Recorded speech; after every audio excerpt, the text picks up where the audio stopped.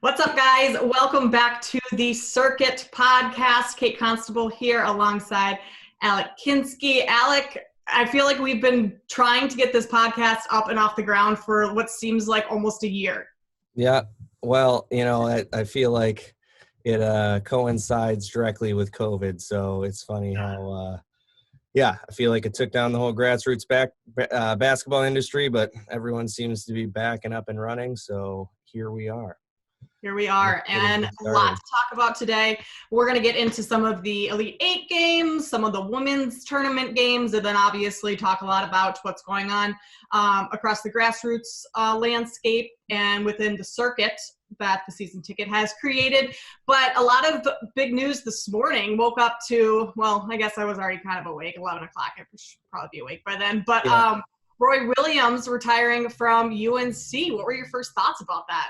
Yeah, that was pretty surprising. There hadn't been any talks of it. I guess no one has really asked him, I feel like through the years. But he's accomplished everything he needs to accomplish. So, you look at a guy like that and you look at his resume, it's like, all right, well, he wants to go enjoy other things in life.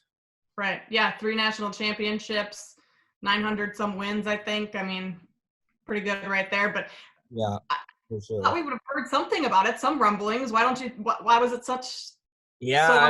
Especially in this day and age, I'm sure he told his players, so it's like they didn't know going into it. But and you think, there'd be a leak or two, or at least a rumor right before it happened. But yeah, maybe, he just made the decision. I know he's really close to his family. Roy's one of the first guys when I started covering grassroots basketball that I just happened to be, I was, covering media, and I'm kind of all over the place at Peach Jam. And I sit down, I look to my right, I'm like, oh, that's Roy Williams. All right. Roy Williams. So I sat back and he was watching Justin Jackson back in his Houston Hoops days. So that was Justin Jackson, Justice Winslow, De'Aaron Fox, Kelly Oubre. They were loaded. So when I was talking to him, it made me realize, I was still pretty green as far as how many college coaches I knew. I knew some, but a guy like Roy Williams, to just be talking with him, it made me realize just how much of a regular person he is, just like everyone else. And we were talking about it. I think he either has makes cashews or almonds or something like that. And he was sharing them with me that his daughter makes. And he was talking all about his daughter and how much he loves visiting her, and how he doesn't necessarily like being on the recruiting trail. Because I said, "Who are you watching?" And he goes, "Oh, I'm just watching my guy I already have signed." He goes, "I just want to show support." So he wasn't even recruiting anyone. So he was just he's one of the guys that stuck out where he's on the short list of super nice guys. Next time I met him, he knew my name, shook my hand. He was just you kind of know what type of guy Roy Williams is after you meet him. So. It's a loss for college basketball. Obviously, it's a pretty big bummer. But I'm, my focus went to who's getting that job. That's what I was thinking too. It's a top, arguably top 3 job in college basketball. So I mean, it's anyone's guess. They got a lot of alumni. Yeah. Well, it'll be interesting to see kind of how that all shakes out. But we did hear some rumblings that Chris Beard might be going to Texas. And that was announced just a little while ago that he's leaving Texas Tech. He'll be the new head coach at Texas, where he went to school. Really good opportunity for him, but a huge bummer and a huge loss for Texas Tech. Yeah, I mean, he built a pretty strong program in a pretty short amount of time. He's you said it right there in your answer. He went to Texas. He wants to coach at his alma mater, and you can't necessarily blame him. I don't necessarily view Texas as a more, I guess, valuable job than Texas Tech. So it's more like I think he's moving along the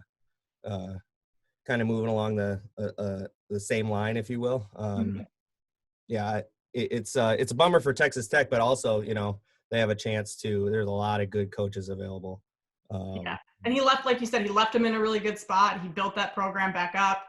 They were in the national championship in 2019. I mean, you can't really ask for much more. I suppose a national championship would be nice, but the guy did a ton of great things there that they just have to be happy for him. I would assume. He's been recruiting well. He recruits well to his system. He'll do a lot of winning at Texas. So Texas should be fired up. you know, he runs a, you know, style of play that wins in college basketball, and seems like his guys love playing for him. He had some videos that he launched, like the plane ride sit downs, and he'd have like the two players of the game, and those were pretty entertaining. So he seems like a really you know, good guy, and he's won a lot of games. So Texas should be, you know, in good hands.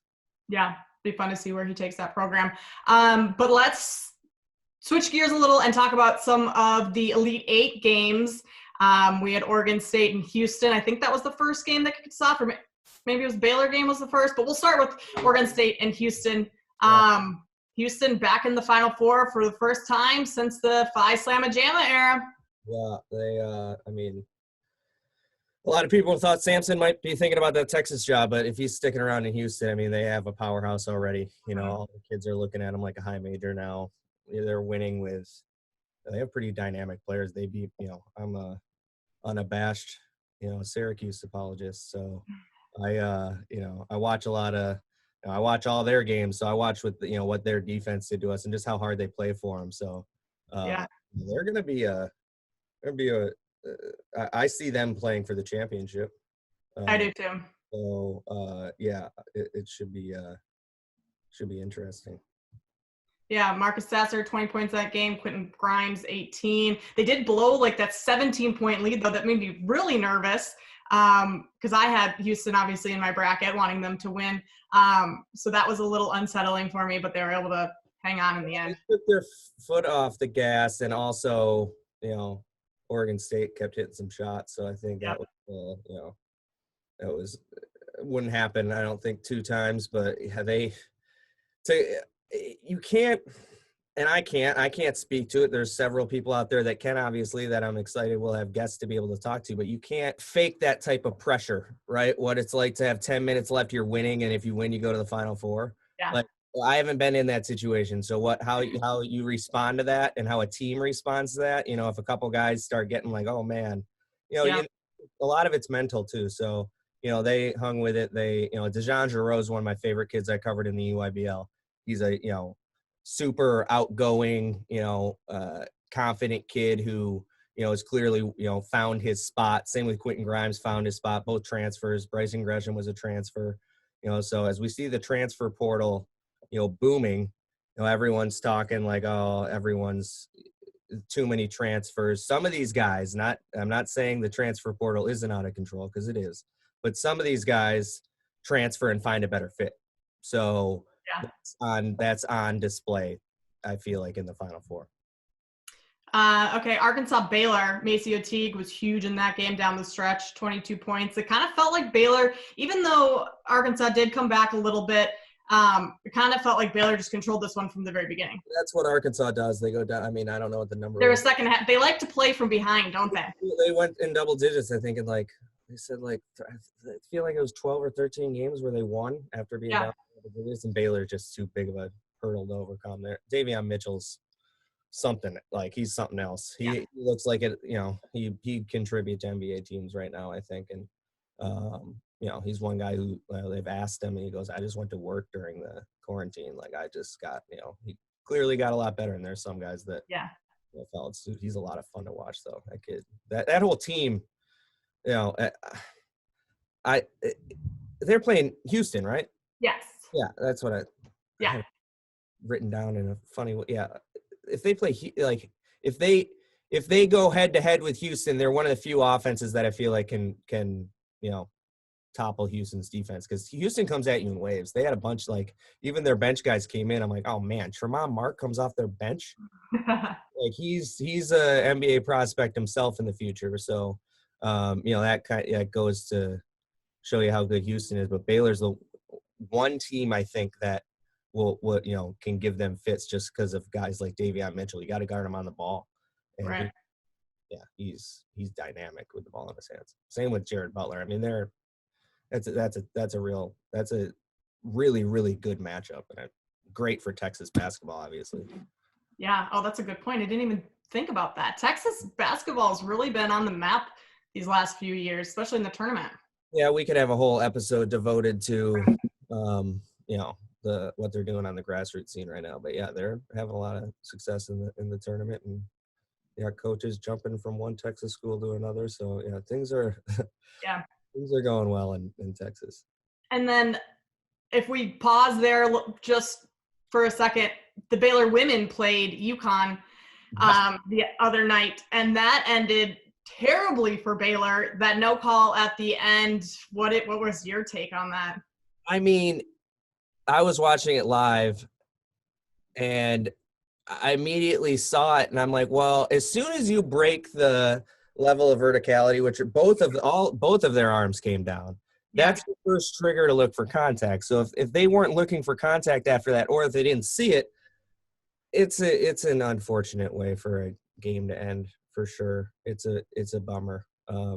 There's not much more you can say outside of that. It was a really well played game outside. Right. I'm going to contradict you a little bit. I do agree that it probably was a foul, especially when you see the arms come down. But it's a broken play. You're shooting over a double team at the end of the game. Oh, you have the argument. That's the argument. If you get that call, the refs are just going to bail you out. The argument is driving into a double team. And it's like, what do you expect the outcome to be in that situation? So I agree with that. But there is a lot of contact with the game on the line. I would never say it's, was done intentionally. I don't think there's something on for the heads of people. It's like, no, it's like, it wasn't done intentionally. It's a damn good thing that Paige Buchers is still in the NCAA tournament. I can say that. Yes. She's someone you tune in to watch, right? Oh, yeah. She's bigger than anyone else playing in the game. You'll just tune in to watch her. So, it's big for that part's big, but it was, you could see the frustration on their faces on the sideline immediately, where it was like, look, like we've been kind of doing the same thing all game and getting that call. So it's time and place can be rough sometimes in sports. Yeah. That's why I play the game. And as you and I are both from Minnesota, so it's kind of fun to watch Paige and Jalen Suggs and all those Minnesota players represent a little bit. So yeah, I mean, not only just tuning in to watch UConn and the women play, but also to have a Minnesota girl playing and kind of leading the women's league right now is pretty cool. Yeah, I mean, she'd be a one and done, right? She doesn't. Yeah, she just won National Player of the Year, only freshman ever to do that in women's basketball. It's unbelievable. She's the reason that, like, she's what I'd point to if I say she should be able to make money off herself right now. Yes. That is absolute, like, why can't she? What's the argument? Like, there is, like, you lose your amateurism status. What is that? What's amateurism?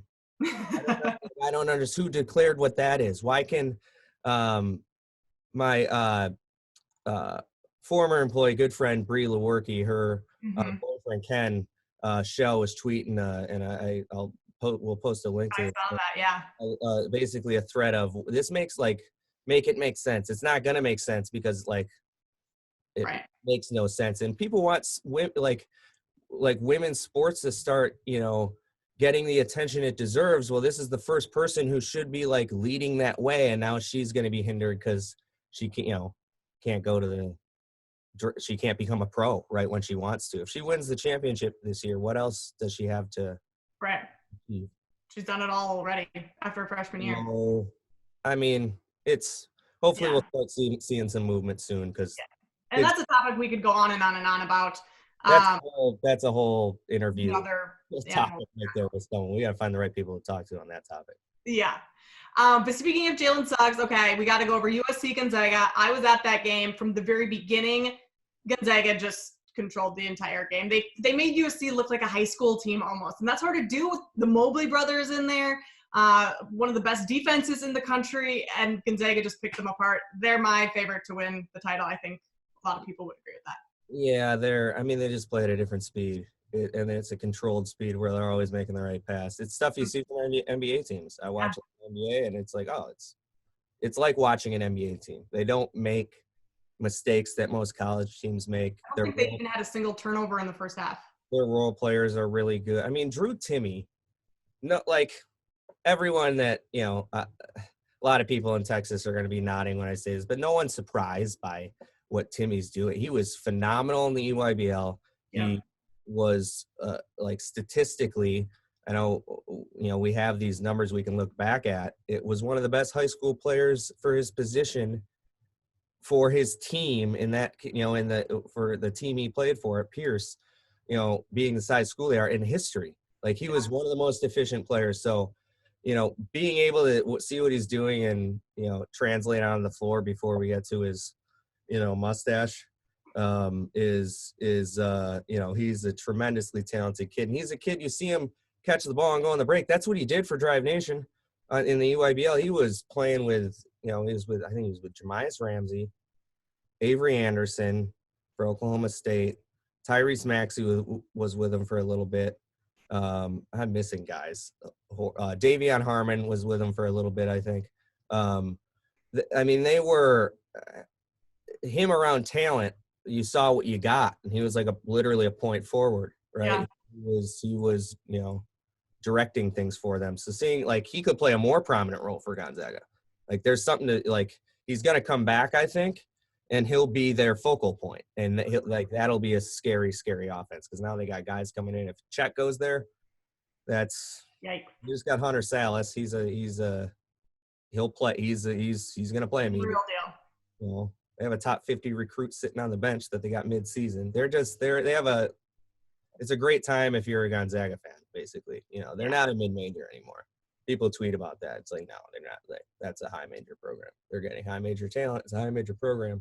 They got it. Like they should stay in their conference. So I don't want them to go to a high major conference. That we got to use them, I think, to build up mid-major programs, right. and get more people, talking about mid-majors and happy to go there. And so you won't see transfers and find better fits because they'll go there to start and be like, okay, I know what I'm going to do there. Right. I can't speak for every scouting pitch that's given to a kid, but not all of them obviously are, legitimate, right? There are some lies being told. So, it's a great time to evaluate talent, get them in the right spot and build up those programs, I think. All right. Well, Michigan, UCLA, that's our last one. Johnny Juzang. What? I said Johnny Juzang. Oh my gosh. He was unbelievable. He carried that team. 28 points. And when he went down with his ankle injury, that's when Michigan kind of turned it on a little. And thankfully, Juzang was able to come back in the game because literally Tiger Campbell, I think, had 11 points. And besides that, the other starters had 4, I think. No bench players scored. That game was Johnny Juzang. Yeah, he scores the ball like a pro. That's a fit thing too. He's at Kentucky, transferred to UCLA, and look how he's doing. And it's not anyone's fault ever. People want to find someone to blame. It's either a kid's fault or the coach's fault. It could just be not a good fit, right? Where it's like, okay, we're like Jalen Johnson. I don't think Coach K's like in his coaching staff are bad people for not playing Jalen Johnson, having him not fit in the system. I don't think Jalen Johnson and his family is wrong for saying, look, this isn't working. Right. We can go find a different situation. It's a system thing. Jalen Johnson's a fantastic basketball player. I saw it with my own 2 eyes. I saw him go head to head with Cade Cunningham. He's capable of doing these certain things, but he needs a level of, involvement in the offense. And decision-making to play a factor in an offense, which is why his growth might take a little bit because no one's going to plug him in to be, like a main distributor and facilitator off the bat. He needs to prove that at a pro level, and right. Go pro helps him do that quicker. He's very, very good basketball player. Like I see no reason why he's not on the same level as Jonathan Kuminga. Now, Jonathan Kuminga has been developing for how long?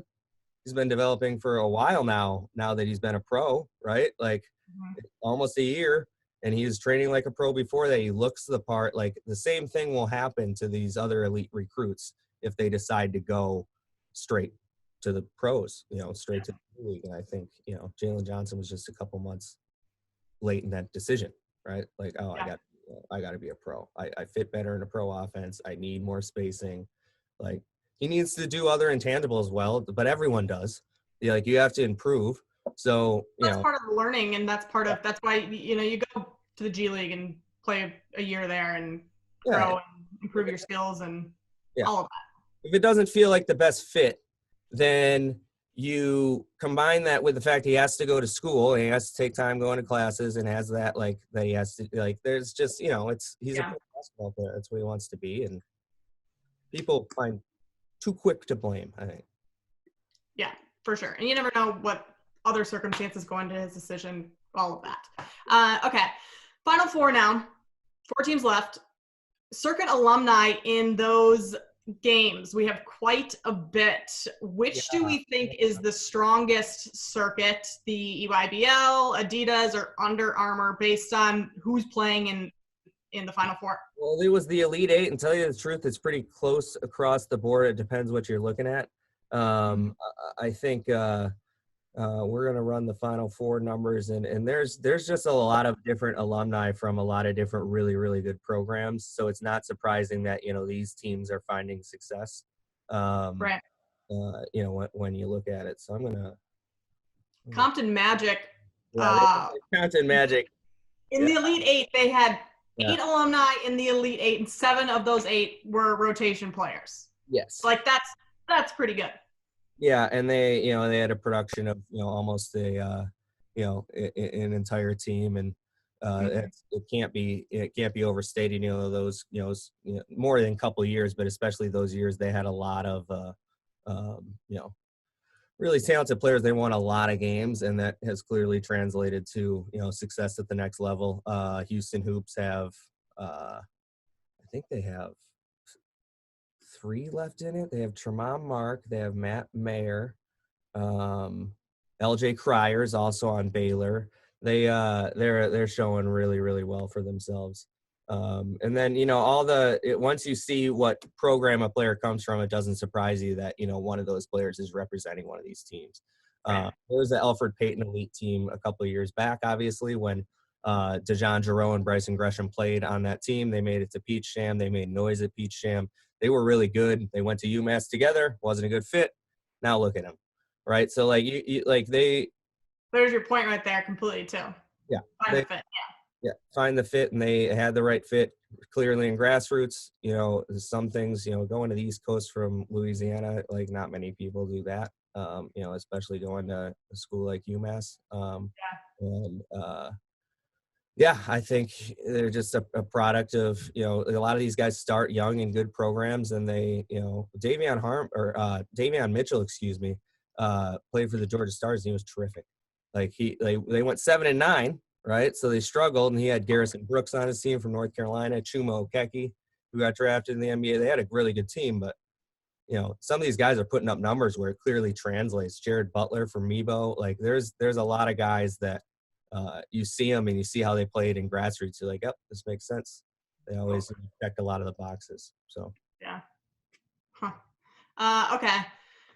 Well, as for strongest though, I would say, we'll run the numbers, we'll have them out, but it's probably going to be, probably around 45% Nike. Yeah. Probably around 25% Adidas. Maybe about 15% Under Armour, and then scattered independents the rest of the way. But everyone has a talking point after seeing those numbers. Nike's the strongest, Under Armour's the strongest in certain capacities because they have some of the top players. But Corey Kispert, he was an independent. Yep, he had a lot of foreign players that are playing. See, all the the independents were number 2 as far as number of alumni in the whole tournament. So they have their everyone has their, hey, this is why you should go their route. I don't think you can really go wrong. If you're talented, you're going to be seen. But a lot of the programs you can see are consistent in their development of players to get them to win at the next level, and that's what I like to showcase.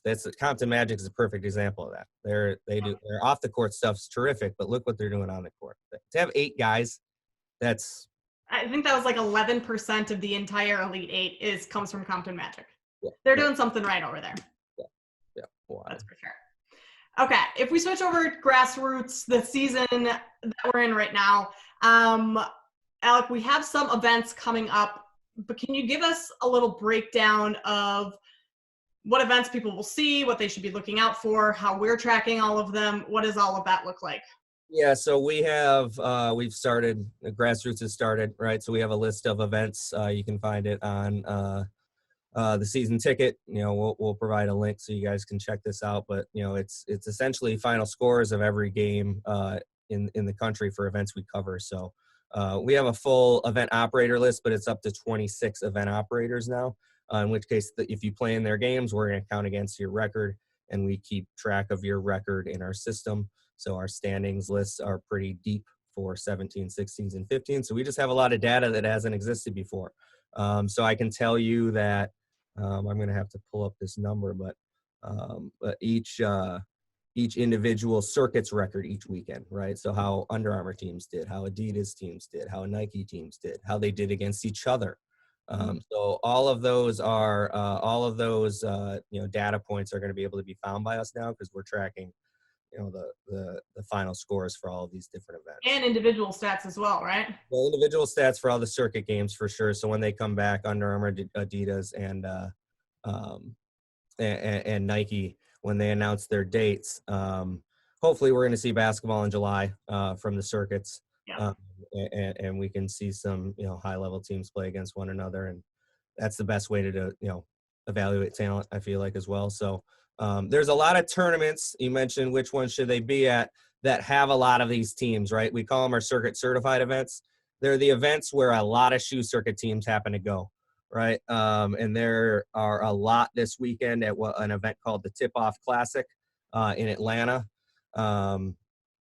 It's one of the biggest events of the year. It has independent events of the year. It has, basically every Southern, EYBL team, and Under Armour and Adidas. All the heavy hitters go there. They have a showcase division, which is fun. And then we have, I believe, 10 other events that we're tracking. We have 2 Big Shots events, 3 Prep Hoops events, an AAU event, the Hoop Scene Bama Jam, a Gasso event, and some insider exposure events. So, basically our rule of thumb is if a shoe circuit team plays in the event, we're going to cover. Oops, sorry about that. We're going to cover the whole event because, if they value that event, we feel like we should value that too. So, as you know, a lot of events are run by shoe circuit programs. So we kind of put all those in one list, and we call it the Circuit Series event.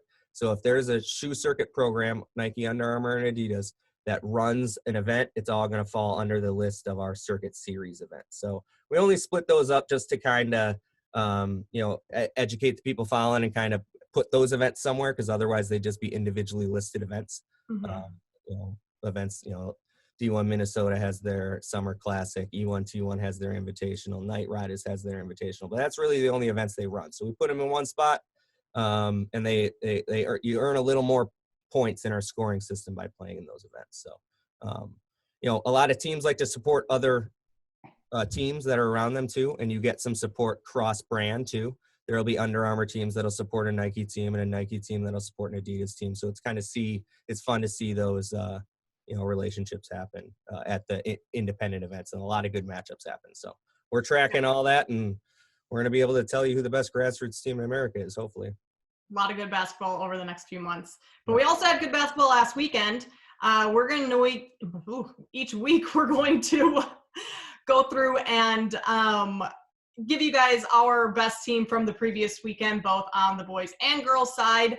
Alec, girls side this weekend, Cal Stars, they were pretty good. What did they do? Yeah, their whole program was pretty good. They went into our first coverage, or our first event of the NEYC, the new girls circuit, was this week. It was March Fest was the first event on the schedule, and the Cal Stars, who presumably haven't played, couldn't have practiced that much considering all of the rules in California, but haven't played high school basketball. Their teams came to Dallas. I know their 17s won it. Their 16s won the pool. I'm not sure it went to bracket play, but the 17s won and went undefeated. And there's EYBL talent across the board there. There were some Under Armour and Adidas teams there from Texas. But it was really a high-level tournament to kick off the year, and the Cal Stars went in and went undefeated. So a good look for, a West Coast EYBL program. And we're looking forward to, providing some pretty in-depth coverage of that circuit as it goes on. And Cal Stars kicked off the season pretty well. Yeah, I would say so. On the guys' side, who do we have? a couple. Team Stat from Hoop Group ended up, I believe they went undefeated, and they won their the Hoop Group's first tournament of the year, and that's before their main Hoop Group Showcase League games start. Yeah, they I think they have a number of kids that are going to reclass, and yeah, they played tough. They beat New World to win the championship. They won their first game of the tournament by 30. Got a little closer as they got closer to the championship. I think they won their semis by 9 and the championship by 3. So good competition all along. Yeah, and we had a couple guys out there, and I'm going to pull up right now. I thought I had it on my computer, but they had there was just speaking highly of a number of different guys on there that played that are going to be reclassing. Jalen Curtis being one of them. We have Jalen Curtis. Jai Atuka was on there. Standouts. Dauda Dimbali, he's the 2022 kid who I'm familiar with because we cover Perky Omen School for on the prep side of things. And, they just have a lot of bouncy athletes. And to win that first tournament kind of sends a message to the other Hoop Group Showcase League teams that, they're pretty for real. District Basketball Club played Team Loaded really close, and District is, one of their feature teams for the Hoop Group Showcase League. So, yeah, Team Loaded was the other team I'd focus on. They're kind of used to being good as one of Adidas flagship programs, but they went in and kind of took care of business at all 3 age levels, and they won the Phenom opening, which was it's those tournaments aren't easy to win, and they have a lot. They have a kid named Jaden Epps, who you're going to know here soon. He's just really, really, really, really, really good. And if you see him in person, I'm told he's even a lot. He kind of has that it factor. So he's their lead guard. I think he should be a top 40 player in America in the next graduating class. So then they have a kid named Tyler Nickel who's really nice, and both had really good weekends and did what we expect them to do. I think Adidas teams went 21-3, Nike teams went 12-3, and Under Armour teams went 18-3 for the weekend. So a lot of them in action, but not necessarily playing each other. There's only 3 crossover matchups, and each circuit beat each other once. So pretty even across the board. Yeah, so that'll grow as the season goes, but yeah. Yeah. And then if we look towards the upcoming weekends, well, I guess just let's start with this upcoming weekend. What events? Yeah, the tip-off class, like I mentioned before, that one's going to be huge. The following weekend, the 9th through 11th, Hoop Group has their first event. That'll be big. We have, let's see what we got the following weekend.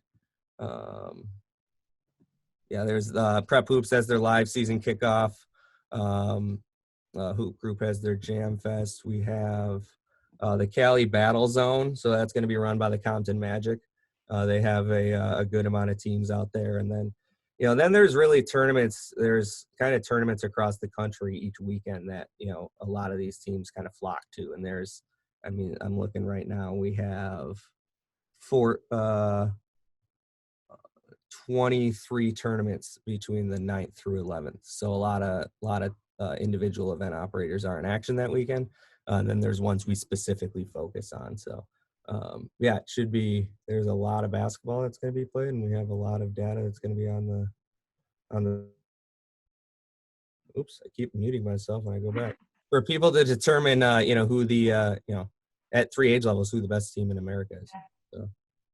Now we're going to bring in Rashad Phillips, owner of Sports Talk 2319. Rashad is just an awesome basketball mind, knows the game inside and out, and is able to spot really great talent and kind of see where they can fit in or translate for specific teams or at the next level. So that being said, this is Rashad's Recruit of the Week. And Rashad, I'm going to give you the floor.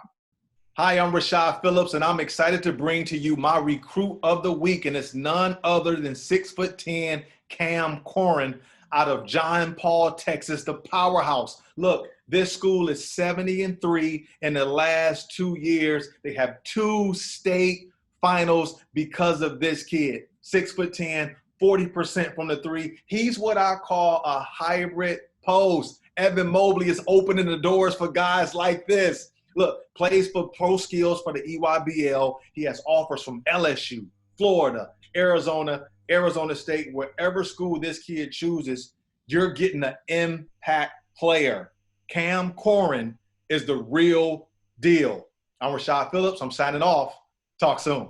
We're going to wrap things up here, Alec. But before we go, let's give our Final Four predictions. I want to hear yours first.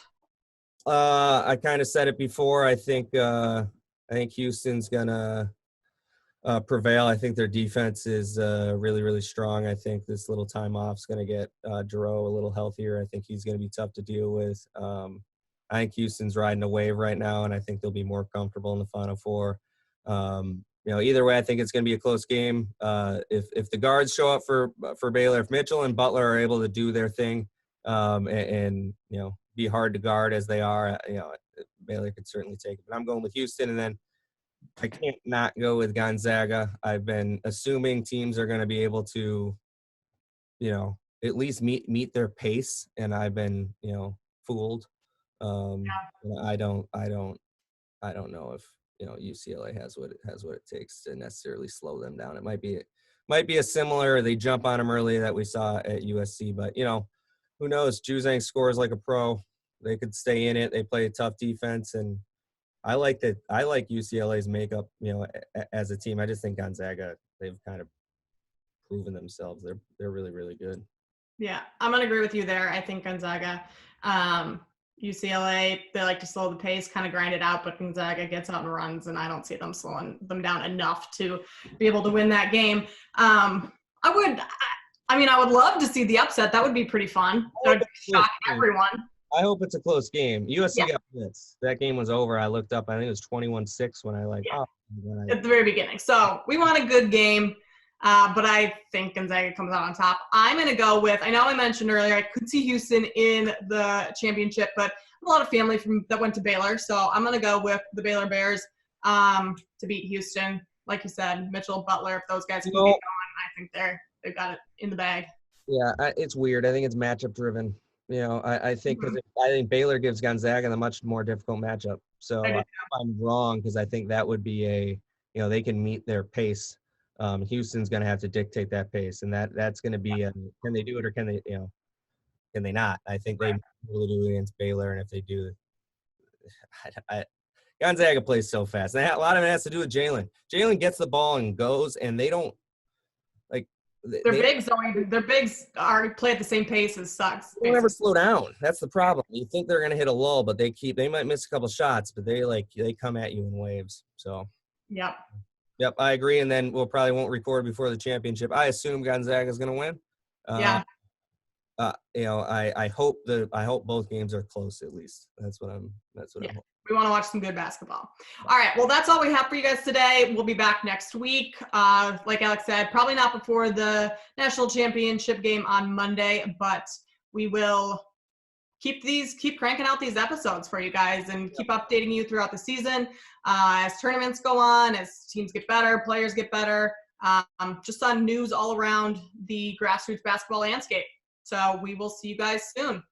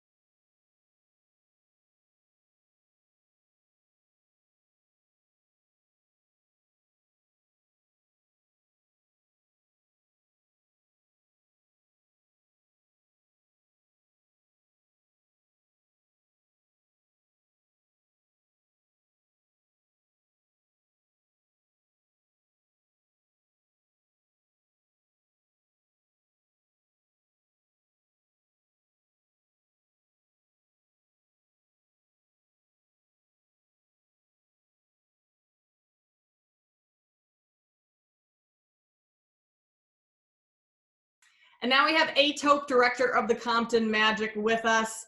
He runs just an A program all around. And like we mentioned earlier in the episode, this team has had one of the best tournaments out of anyone. They've had number of guys in the Elite Eight. I think we said it made up 11% of the players in the Elite Eight, and obviously they're doing pretty well. So Alec had the chance to sit down with him a little earlier today.